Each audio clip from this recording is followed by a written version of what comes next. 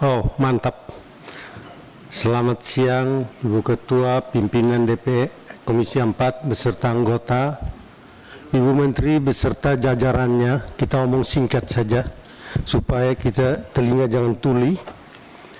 Jadi begini, kita omong tentang KLHK dan kehutanan ini yang tadi sudah disampaikan oleh teman-teman, ada 4 pilar utama. Jadi kinerja dari kementerian ini ditentukan oleh 4 pilar ini, yaitu pilar lingkungan hidup, ekonomi, dan 2 lainnya. Saya tidak usah ngomong satu persatu lagi. Jadi mengenai prestasi yang dicapai oleh Kementerian Lingkungan Hidup ini dan Kehutanan ini, ada yang positif, ada yang negatif. Jadi yang positif kita beri apresiasi, yang negatif tolong sekali untuk diperbaiki. Karena RI ini sekarang lagi sulit, masa-masa sulit. Sudah pandemi COVID, kementerian juga kinerjanya, penyerapan dana tidak selesai. Kita ngomong doang bilang mau sekian persen, kenyataannya tidak sampai target. Ini penyebabnya kompleks. Kita tidak bisa salahkan kementerian juga. Cuma begini Ibu, kita kalau ngomong itu harus memiliki landasan atau memiliki alasan yang tepat. Misalnya orang yang sudah masuk ke hutan karena tidak diawasi secara ketat, melanggar aturan, jawabannya singkat, keterlanjuran. Nah ini yang kita pikir kata keterlanjuran ini sangat memalukan ini. Kita ada di mana waktu mereka masuk itu? Kan harus sudah ditegur. Kalau melanggar aturan ya dipidanakan saja. Kok terlalu repot sih? Ini urusan banyak orang, bukan urusan 1-2 orang.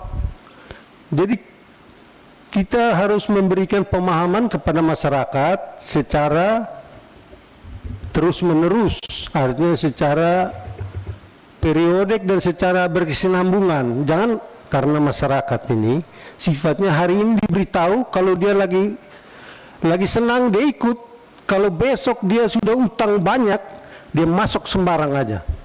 Jadi itulah yang saya bilang BIMTEK ini sangat penting, memberikan bimbingan dan pendampingan dan pengawalan.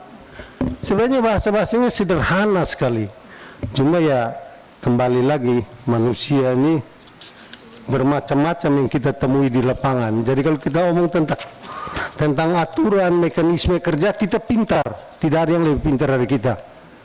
Tapi realisasi pelaksanaan di lapangan biasanya pura-pura lupa, atau memang tidak tahu, atau memang bodoh sama sekali. Ini yang saya dari tadi ke awal sidang saya sudah pusing, kepala saya sudah pusing ngomong barang begini.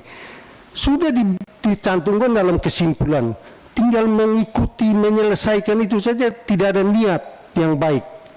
Ini kantor ini berapa luas kantor kehutanan ini? Kok antara dirjen, antara eselon 1 dan Ibu Menteri dan Wakil Menteri, kok tidak ada koordinasi yang baik? Seharusnya kan kita habis rapat ini pulang kita diskusi, tadi itu DPR ngomong apa? Jadi jangan sampai nanti kita ditagih lagi, kita dianggap orang tidak paham. Saya sedih kalau terhadap Ibu Menteri, terhadap jajaran kementerian ini yang orang-orang yang sudah pakar dan sudah menguasai. Sebenarnya ini tidak perlu terjadi. Perbanyak untuk diskusi dan berkomunikasi. Satu lagi mengenai anggaran, tolonglah walaupun dia ada adjustment otomatis tolong awal-awal anggaran ini segera digenjot. Dana sudah ada, genjot saja. Bila perlu dananya kurang, minta lagi Menteri Keuangan, Bu ini dananya kurang, tolong kasih. Karena kita tidak bisa membiarkan masyarakat ini dalam ketidakpastian. Ini anggaran tinggal dikucurkan saja. Jadi saya yakin kalau seandainya ini dana yang ditahan 5% ini, kalau kita bulan Agustus atau bulan Juli sudah selesai anggaran reguler, pasti dikucurkan secepatnya. Kan bagus kita prestasi kalau bisa ya syukur kalau bisa 125% lebih bagus lagi. Jadi ini kesalahan atau kekeliruan atau kekurangan kita berulang tahun terus. Ini membuat kami juga DPR mau menganggarkan juga, kami ragu-ragu ini. Karena kemampuannya cuma ngomong doang, tapi realisasinya 10 program, hanya 3 program, yang lain setengah-setengah. Mengenai pilar ekonomi. Jadi Ibu Menteri, di tengah pembicaraan saya minta maaf sekali lagi. Ini tidak ada tendensi apa-apa. Saya hanya mau NKRI ini maju, dan rakyat bisa sejahtera. Karena kita juga malu, kita dipilih oleh rakyat, tapi tidak bisa mensejahterakan rakyat. Jangan sampai rakyat bilang ini anggota DPR-nya yang sejahtera, rakyatnya susah. Jadi ini kita semua ini dibiayai oleh anggaran dari rakyat, oleh rakyat, untuk rakyat. Ini kita harus pahami betul-betul ini.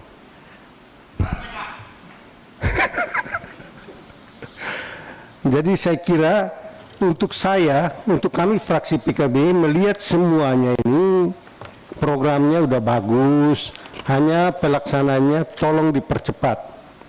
Misalnya hasil ekspor dari hasil hutan kayu, sebenarnya ekspornya meningkat, bagus, positif.